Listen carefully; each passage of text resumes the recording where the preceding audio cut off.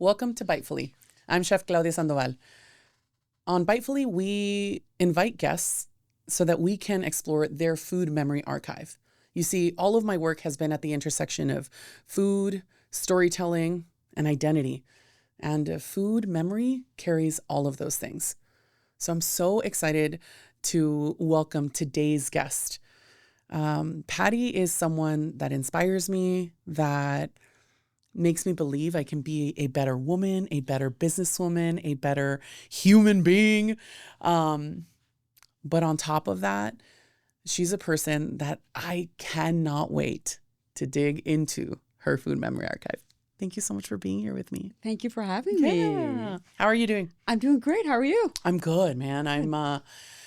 I drove up all the way from Tijuana, 6 hours to be here with you, goddess. I feel very honored. That's a long drive. You need a passport. I know. Literally. I mean, for real. I have Sentry, but it still takes forever. You know, LA traffic and all that good stuff. Are you native to Los Angeles? No. I was actually born in Iran. Okay. Yeah, I was born in Iran. I moved to Beaumont, Texas, of all places. Okay. That's the first place we moved. I was there for a year, and then we moved to Houston. So I lived in Houston through junior high. High school and undergrad, I was in Colorado. I went to law school in Chicago, so I was in Chicago. Dang, girl, you like moved around. I know, but I've been here in LA since 2001. I'm not going anywhere. This is 2001. So you've been here, I mean, almost what? 25 years. 25 years. Yeah. No, you're an Angelino at this pretty point. Pretty much. Yeah, I'm not going anywhere. I'm not. This is it. All right. Well, for anyone who doesn't know you, Pattie, can you do me a favor and introduce yourself to everyone listening? Sure. I'm Pattie Ehsaei. I am a financial expert. I started out as a criminal prosecutor, and then I kind of fell into finance. And I've been in the financial services industry since 2001, actually. And my passion is really empowering women in their finances so they can experience freedom and never have to rely on a dusty dude. That's my passion. Gosh, I love you so much. You guys, if you do anything today, go follow this woman. What is your Instagram? Because Duchess of Decorum. Thank you. Exactly. Yeah. You have one of the most entertaining Instagrams I follow at all. Thank you. I it's love just that. Like Thank you. Your quotes. I'm like, yes, that's right. I'm gonna take you back. Okay. Indulge me. All right. Close your eyes. Okay. You're a little girl. Mm-hmm. Decide where you are. I don't know where you are. There's delicious food in front of you. There's smells. Maybe there's noises. Who's around you? Who's serving you food?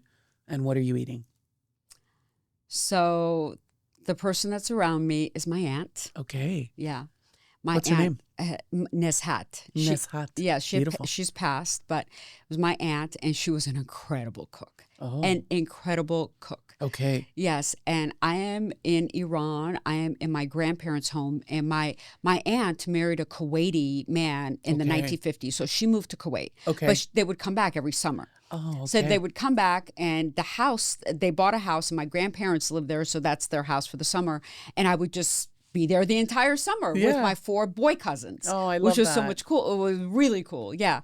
And my aunt would serve me ghormeh sabzi, which is this green stew with rice. It's a Persian green stew with rice. Yum. And it's so aromatic and so flavorful. And her food was amazing, amazing. You know, when your parents are still here, I still thought, okay, well, I have a connection to the culture. So my mom could always make me food or whatever. But after they passed, I was like, I don't know how to make any of this stuff. Yeah. So I went to Kuwait, and I used to go to Kuwait often, and she taught me how to make Persian food. Oh, I love that. I love that. Yeah.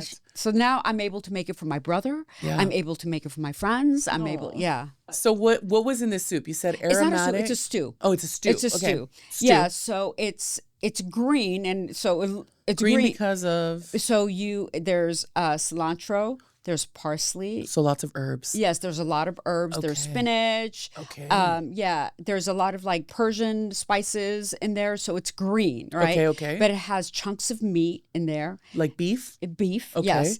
And then how you stew it is you stew it with the bones, right? Dude, that's the best way, man. So then the bone marrow comes out of the inside of the bones.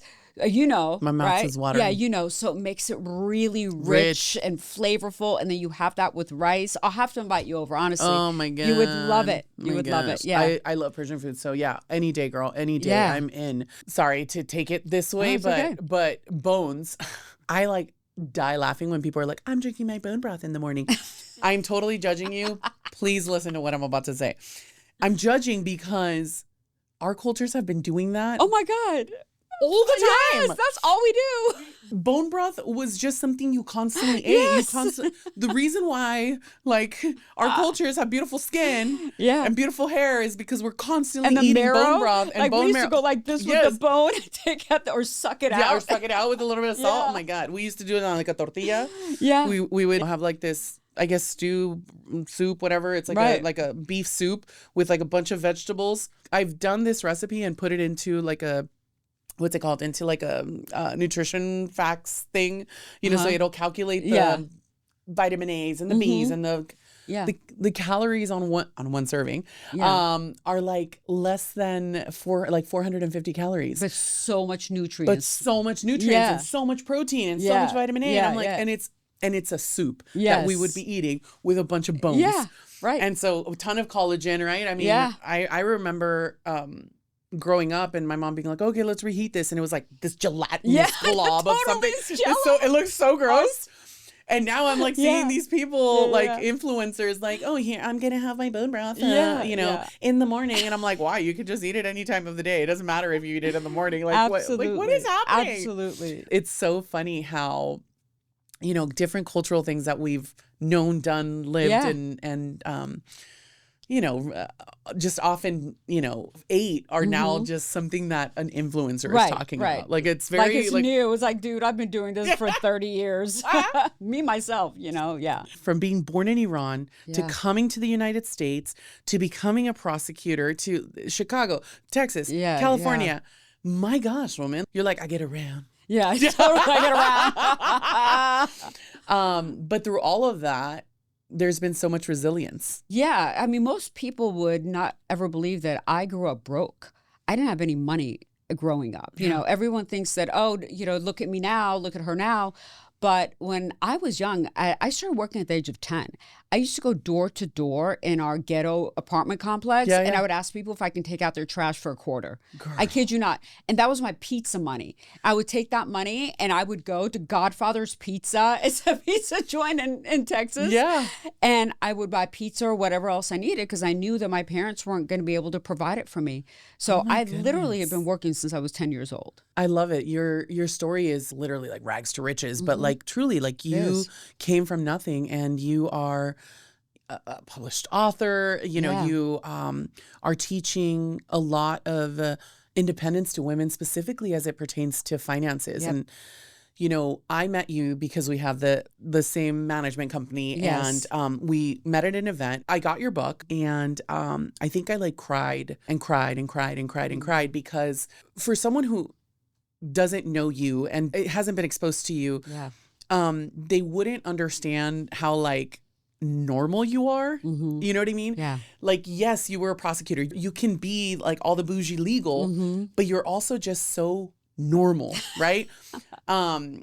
And I love Thank that you. about you because, for example, the title of your book is Never date a broke dude. See, like, I mean, she could have chose any like PPD's nice, like, title, but I feel like instead you were like, let me go with something that is going to catch people's attention and that doesn't feel high level, high brow. And I think Exactly. that's what really resonated for me. Yeah. Not only did you anchor the story in your own mother, Right. not only did you anchor us in you telling this like really deep and personal story, but on top of that, you didn't make the subject matter feel foreign, distant, confusing, like all of these Right. things. Talk to me a little bit about what you were hoping to do with this book. Yeah, that was the whole point. I mean, and in everything that I do is to make it understandable and digestible to everybody, right? Yeah. Regardless of how much education you have, because really the women with the least amount of education are the people that need this information the most, right? Yes. So that's why I try to make it entertaining. I try to make it fun. I try to make it interesting and just relatable and in plain language so people understand, because women tend to be so intimidated about money to begin with, right? And they also don't understand how important financial freedom is. And I didn't understand it either until it cost my mother her life. Yeah. Literally, right? So my mother was in a very mentally abusive, psychologically abusive relationship with my father. Yeah. She couldn't leave because she didn't have her own money. Right. And because of that, she lost her life over it. So it's not just, oh, can I buy a bag? Can I buy a purse? It's not that. It's a matter of life and death. Part of the reason why this book hit me so hard, and I think this may be the actual first time I'm publicly going to say this out loud, but is because my previous relationship, there was domestic violence in it. Wow, I'm so sorry. And I think that like in those worst moments, when you're going through something that is painful, emotional, like the last thing you think you're going to think about is money. Right. And yet that's the first thing you almost think about, because you're like, how am I going to leave? How am I going to pay the bill? Like, how am I going to drive? It's almost like our life is so dependent on our economics that like our self-worth, our self-value, all of those things go by the wayside, because you realize that like I cannot sustain myself without financial independence, right? And so when you talk about financial freedom, what you're talking about is financial freedom that allows you to also not have to stay in those difficult situations. And I stayed for the first time, the first pretty severe time, I stayed for an additional year. Wow. And then the last time that I got thrown across the room, Oh my gosh, I stayed for an additional month. And I think about that now, and it still breaks my heart, because not because I'm sad about it now, but because it makes me sad that like that's where my mind was, you know, that like it's always like a retrospect thing for me. Like I'm so proud of myself and how long it's taken me to get here. I mean, that was 16, 17 years ago now at this point. And I was reading your book and reading this story about your mom, and I was just like, oh my God, this was me. This was me. This was me being psychologically, mentally, emotionally abused, physically abused, and not telling anyone because I didn't want anyone to believe in it, you know.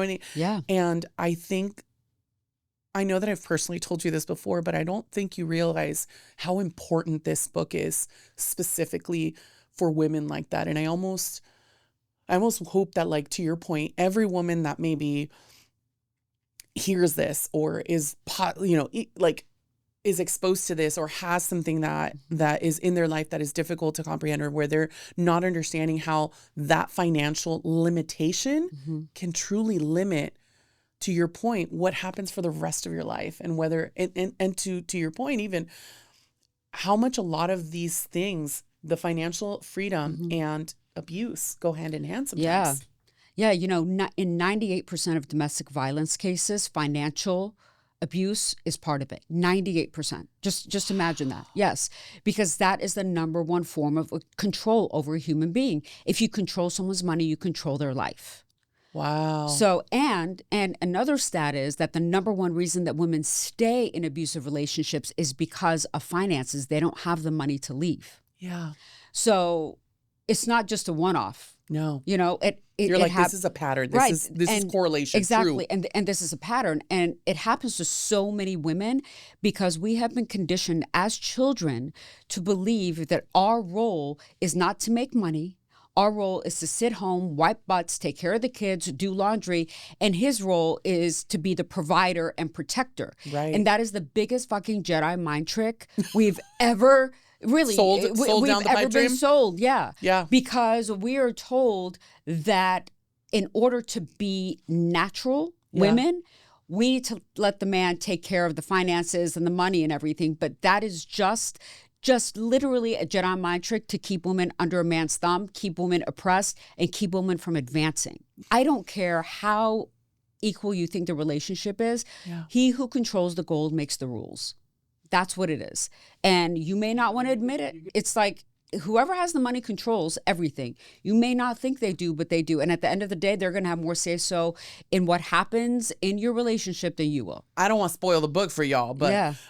but can you give us maybe one or two of your ideas about like how someone can, you know, regain their power? Yeah, so I give step-by-step instruction of the book, and that's the point of the book, really, is because I want everyone to have the roadmap. It's called the Financial Freedom Playbook, right? Yes. It's the playbook, right? So Yeah. we're not just sitting here manifesting money. Yeah. We're, you know what I'm saying? I mean, also important. Yeah, but we are actually doing things, Yeah. right? Step Yeah. by step. So I think the first thing that someone needs to do if they're in a relationship where they don't have power is they need to figure out how to create an income stream. Yeah. Okay. They need to have an income stream. So if that means you're working, from home on the sofa, doing remote work, you can literally do data entry online and Yep. get paid for it, Right. right? Something. So you need to figure out an income stream. And the Right. next step is to get a bank account just in your name in a different bank than your husband or whoever. Yeah. So you need to have a bank account that you only control. And then you start putting money into that bank account and you start building that. That money is not going for you to buy clothes, for you to buy Chanel, for you to buy shoes, none of that shit. You are putting that money into an emergency fund in case you need to leave. And you need to have at least 6 months worth of living expenses in that money, in that fund. Yeah, and I mean, depending on where you live, that could be expensive. Exactly. I mean, you and I live in Exactly. Southern California. It's expensive, girl. You got to here. play the long game here. Yeah. This is how you do it. You got to play the long game because you need to set yourself up to where if you want to leave and he cuts off everything, you're able to survive. Yeah. And you're not thinking, I need to stay because I don't have money. Right. You're Or thinking, I have options. And that's what money does, is it gives you options. Right. And that changes the relationship. The second the man knows that you have options, they know that you're in this relationship because you want to be, not because you have to be. Yeah. And you may not choose him. That's a whole different relationship. Well, and I think that was also a big one for me because I've been financially independent now I've been a single mom and alone for the last, like I said, 16, 17 years Right. almost. It makes it hard. It does make it hard for a man to feel like they can step into my life Right. because I'm whole. Exactly. Right? Financially, I'm whole. Emotionally, I'm whole. Like I have high expectations of you. Yes. Like you're not going to come and save me. Right. Like I don't Right. need a savior, my friend. You I need a don't. partner. Exactly. I need a somebody that's going to, be there for me and cheer me on Right. and want to take the world, take the world by storm with me. Absolutely. But that is a different kind of partner. Yes. Yes. That is an evolved partner. I'm like, just go to therapy. Yeah. It's like if you change, we would want to date you. Right. Now that we no longer need you for money, you actually have to bring something else to the table Right. that adds to our life, Yeah. which is not monetary, right? You need to be an equal partner. You need to Right. cheer me on. You need to be an equal partner in the household, in the cooking, in the taking care of the kids and doing laundry. If you can't do that, we don't need you. I've been living with my man now for 4 years. We've been together for 9. And the nights that he's not home, when I get home, I love him to death, but trust me, it is so peaceful. I get to have my mac and cheese, right? I get to make my mac and cheese, girl. I can watch my housewives. I knew you were one of mine. Yeah, I don't need to be like, what do you want to watch? What do you want to eat? I just get to do whatever I want. And it's huge. Yeah. How do you like your mac and cheese? Because listen, I'm never going to say no to a box of mac and cheese. Oh, you know what I mean? Like, I am ghetto. Yes, I am no, ghetto. me too. I don't, I like the OG mac and cheese, Yeah. and then I like Annie's shells with cheddar mac and cheese. I don't know if I like the shells, man. You like the OG? No, me and Duval in a previous episode were talking about this. We're not fans of the shells. Yeah. I'm more of a fan of the elbow. But see, you know what I do? I doctor it. So I not only just add the cheese, but I grate Parmesan in there a little bit. Yeah, I put some chili flakes. Like I kind of doctor it. Okay. Yeah. And eat the whole damn thing by myself. The Zero whole regrets. thing. Zero regrets. The whole thing, the whole box. It's like 2.5 servings. No, it's not. It's one. It's one serving. I hate it when things have serving sizes. I'm like, bro, no, it's not. Yeah, Like, I'm not 3. my favorite is when you go to like a restaurant and they'll have like charcuterie and it'll be like 4 to 5 people. I'm like, I could eat that whole board. Yes, exactly. Why? That's not 4 to 5 people. Yeah. What? 4 to 5 people eat like one little sausage and one little. You know why? Because we're foreigners. We're immigrants. Is that what it is? Yes, that's why. We're used to like having big platters of food, a lot of food around. When we have parties, like there's abundance of food. Yeah, there's abundance of food. So I think immigrants are like that. That's so funny. So you wrote this book. Mm-hmm. Are you writing another one? What's next? Yeah, I think so. I really want to think about what's next. And I want to try to promote this book a little bit more. Yeah. So once I promote this book, I think I definitely want to write another one. I think my next one will probably be a memoir. I think I'm going to do a memoir. I think that's a great idea. Yeah, because again, people, in this book, I talk about some of my past, but people don't understand how when I was in Iran, for example, we had to flee the country because they were going to come kill us. Yeah, my mom worked for the Shah. And so when there was a revolution, we lived in this compound. Yeah. And I remember like people wanting to come kill us and we had to escape. We were on the last plane out of Iran. Wow. So like I have a lot of history and all the hardships and the failures. And Claudia, like people don't see the failure behind where you are. No, of course not. not. They think you just showed up. They don't, right. Yeah, it's like we just show up and we're fabulous. Right. We're just how Superman. many times I've been knocked down? How many times I've been dragged? How many times I've been like on that bathroom floor in tears? Like, why is this happening to me? Yeah. And I think it's important for people to understand that like success is built on the back of failure. It's something that I, even as a mom, I'm trying to teach my daughter, right? It's like, it's not, and I know it sounds so cliche. It's like the whole, like, it's not how many times you fall down. It's how many times you get back up. But it truly is that, right? Like one of my favorite authors, Brad Stolberg, he has this book that I consider like my Bible. He would hate that I would say that, but you know what I mean? Like I read it so often because the book is called Master of Change. Mm-hmm. And he talks about having this kind of rugged flexibility in terms of a mentality, in the sense that like change is actually the most common thing. Like the idea of homeostasis, right? Yeah. Is not real. No, it's not. Because nothing is ever going to stay the same. Yeah. Right? Nothing's permanent. Ever. Yeah. There is no permanence, right? Everything is going to keep fluctuating, and some things are going to be really catastrophic, and some things are, some events are going to be more disruptive than others to your life. But nonetheless, even good disruptions, right? Mm-hmm. Even a change to a new job, a promotion, that's a disruptive event, right? Yes. Good and bad change can go hand in hand, but they're still disruptive, and they're still, to your point, they're still causing you to constantly grow. Right. There is no stagnation. And so I love this because I think that there is definitely a lot to be told. And I also think that it's helpful to hear a woman's perspective, because so often a lot of the stories that are told about culture, about migration, about identity, about change are always anchored in male stories. Yes. When you hear about history, you don't hear about anyone else. You hear about Napoleon. You hear about, Socrates. Absolutely. You hear about Plato. You hear about all of these people that are all males. Yes. It's like, it's apparently they're the only ones that think. Yeah, right. And yet the ones that, yet the ones that usually carry culture, that carry our identities, that carry our foods, that carry our traditions, that carry our storytelling are the women. Exactly. No, absolutely.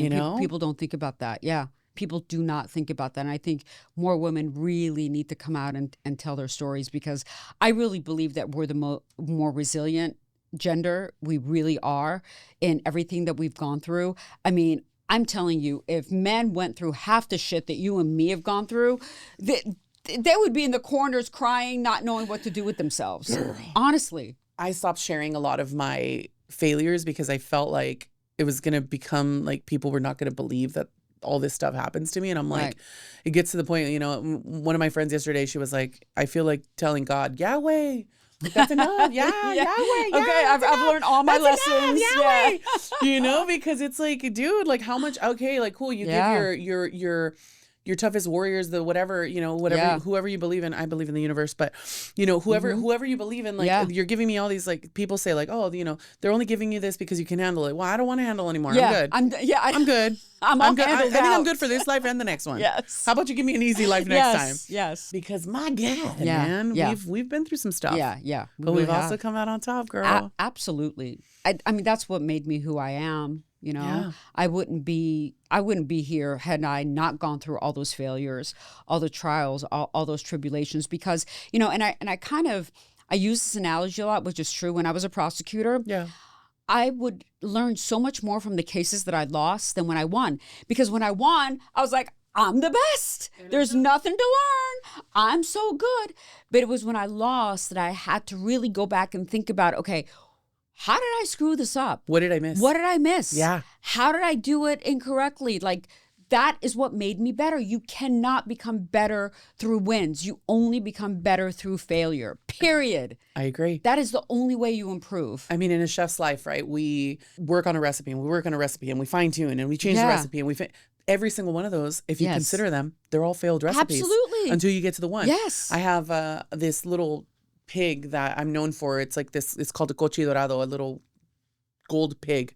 It's a Mexican cookie that is like, looks like a gingerbread cookie, but it's none. It's actually molasses. Anyway, I wanted to turn something that was brown and chunky gold into a bar of gold. I love that. So anyway, that was kind of the idea behind it, but I worked on I got to 187 recipes. And that was the final winner. So if you think about it. Absolutely. Yes, you see one golden cookie, but behind that is 186 losses. Yeah. 186 100%. failures, right? And so I think, to your point, it's like your success is built off of your failures, right? And I think that is something that will help people feel not so alone, because sometimes we take those hits so hard because what are we seeing? We're seeing on social media, we're seeing on Real Housewives, we're seeing on all these shows, all these like perfectly curated lives. And it's all bullshit, by the way. It's all bullshit. That's not real. It's all bullshit. That's not real. I mean, I was totally going to wear chanclas under these, under this desk, because I was like, ain't nobody going to see my shoes and my non-manicured, pedicured toes, People don't know. People have no idea. People have no idea that I was in tears last night for hours, right? Correct. That I called you at, 10, 11 o'clock at night, and I was like, we've got to do this. Yeah. It's you. Yeah. We need to have this conversation. Yeah. I want to talk about what I experienced. Yeah. So thank you for doing this with me. I'm so glad you did. Yeah. I'm so glad you did. I feel like there's like a big weight lifted off of me, which I know sounds like really weird, but so glad. I think a lot of the reason why I was holding back on sharing a lot of my own experiences because I didn't want to hurt my daughter, because I think in a way I still wanted to protect him. Yeah. Because that's still my daughter's father. Right. But there's also the fact that this is my truth. And absolutely. And if I share my truth, then there are people that are going to say, oh my God, like, it's not just me. It can happen to anyone. Even that strong female Latina that I see on television and blah, blah, blah, who I've always looked up to, has gone through that. Yes. And I think that, to your point, it's because of what I've been through that I am who I am, that I am as strong as I am. Right. That I am as assertive as I am, that I'm like no longer holding back, that I'm taking up space, And you're never going to make that mistake again. No, God, no. Right. Please, God, See? no. No, Please, God, I won't let you. never. I won't let you. Yeah, Girl, you're not going to make that mistake again. I'm never making that mistake again, And furthermore, if I can help anyone not go through that, in the same way that with your book, you're like, I don't want anyone to have to go through what I went through, what my mom went through. Like, I'm going to give you the playbook. Come do this. You know what I mean? Yeah. Like, yeah. All right. Now you are an Angelino. Now, yes. By way of 25 years. Yes. So I always say, here we go. I always say that San Diego has the best Mexican food. Oh. Do you think that LA has better Mexican food than San Diego? Whatever, bro. Absolutely. I knew you were going to say that. 100%. Really? Yes. Why? Yes. Even the truck food, I feel like there's a little bit more elevation to it. All right. I'll give you that. Food truck scene is definitely better in LA. Like, I mean, that's how you guys ended up with the Korean tacos and things like that. So like, I mean, come on. I love, the food I got to give you that. Yeah. The food trucks in LA are superior. However, the carne asada burrito is supreme in San Diego. Where? Oh gosh, So- I feel like I'm gonna get judged. Okay, here we go. I've been to, is it Gordos? Gordito? El Gordo, tacos El Gordo. tacos El Gordo. Okay, I've been there. I really liked it. Very good. Loved it. It's like Tijuana. Yeah. Tacos. I love it. That is Yes. one place that I absolutely really loved. My fiance is he's from San Diego, so I go to Okay. San Diego a lot. Okay. Yeah. Carne asada burrito for me, I'm gonna go with some place totally in the hood, because I Those grew are up the in the best hood. places. It's called El Nuevo Milenio. Okay. And it is like literally on the corner of Euclid and Division Street in Nashville City, for anyone that wants to go. But I'm not being paid for this. They are hands down my favorite. And you know why? And this is going to be like the most controversial thing because most people only want a carne asada burrito with carne asada or carne asada, pico salsa, maybe some guac, maybe some sour cream. That's Okay. it. I'm Mexican, All right. right? My family is from, like Sinaloa. And Yeah. Sinaloa, we put beans in our burritos. Oh, so you it's like the beans. carne asada. Like it's all of those things plus just like a little bit of refried beans. It's I not a see. lot, but it's just enough.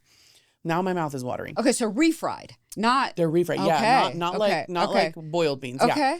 So they're refried beans. And Nuevo Milenio, in my opinion, has the best beans in all of San Diego County. Wow. All of San Diego County. Like, I'm going down this weekend. I'm girl, going to go there. to the point that I'm totally going to be judged. To the point that whenever I'm being lazy or like I know I'm not going to be home, I'll go and buy like a big old pint of like Just beans beans? so I can have them at home so that I'll be like, okay, well, I'm going to make myself some Wow, eggs. I'll do like a that little must bit be in the so microwave. good. Dude, they are the best. All right, I'm going to They're go the best. there. They're the best. I'm going to try it. Second to my mom's, second to my grandmother's, obviously, but so good, dude. All right. So good. I'll have to try You're a big gourmand. Do you love to eat? I love food. So Huge foodie. outside of LA, or maybe LA is your. What would you consider is the best food city in the country, in the U.S.? In the U.S., no, I say L.A. hands down. Really? Hands down. And I have lived in Chicago. I've spent considerable time in New York. Yeah. I have been everywhere. And here's why. Okay. Because there's no other city in the world where you get the variety of immigrant food Yeah. at this high of a level. Okay? So just think about LA. Yeah. LA alone. LA's Koreatown? Are you kidding? It's better than unbelievable, Seoul. dude. The food in LA Koreatown, everyone says is better than the food in Seoul. I'm just think about that. Yeah. Thai Town, insane. LA has I don't think I've ever been to Thai Oh Town, my girl. God. The Thai food, Thai Town is amazing. Okay. Then the Vietnamese food down by Orange County, fantastic, right? Persian food in LA, Dude, fantastic. The Persian food in LA is my favorite. Yes. Persian food in LA is fantastic. You have the Jamaican food, fantastic. Like there's so many different ethnicities in Los not Angeles that the food is so high, at such a high level. Yeah. Like for example, in Chicago, you do have like the Russian communities or the Polish communities Yeah. that have a different type of food, right? Yeah. But that food's not as good. You're not wrong. Yeah, it's not just as flavorful It's either. not as flavorful. It's It's not not as- as yeah. good. And like you do have, restaurants like Alinea in Chicago. Right. You have, those like high, and even, in LA, in New York, the very, very top. But those are aberrations. Even the food in New York is not as good when you're talking about immigrant food You're not as it is in wrong. LA. I think one place that I would possibly recommend, and they're like okay, Right. for tacos in That's what I'm saying. in New York, Right. Like, No, exactly. and you it's a ca- joke. It's a joke. It really is. It really like, is. It really Yeah. is. I mean, and I have people joke. who are like, oh, but Miami, and I'm like, yeah, Miami has amazing like South American food, Venezuela and Yeah. Colombia, and like But that's it. But where's the Mexican Right. at? Where's the like, Mexican? Where's the Persian? Where's the Korean? You don't get it. You don't get it. You don't get You it. don't get it. It's That's a lot why I of say Cuban food. LA. It's a lot of Puerto Rican food. Yeah. You know what? I think you might be right. And Yeah. San Diego, don't come for me. But I think you may be right because I think Indian food. Just we from- have a whole pocket of Indian food in Orange County. you're right. Yeah. When you think about all foods, that the elevated food in LA, as far as immigrant food, is better than anywhere else. All right. So for our last bite, you're not a chef. No. but I The love biggest food. question that annoys most chefs that we always get is, what's your favorite thing to cook? My favorite thing to cook is Persian spaghetti. Wait, what is that? That is literally my favorite thing to cook. What is Persian spaghetti? I'll tell you. You fry onions. Okay. There's no garlic. You fry onions. You throw meat in there, beef. Okay. Okay.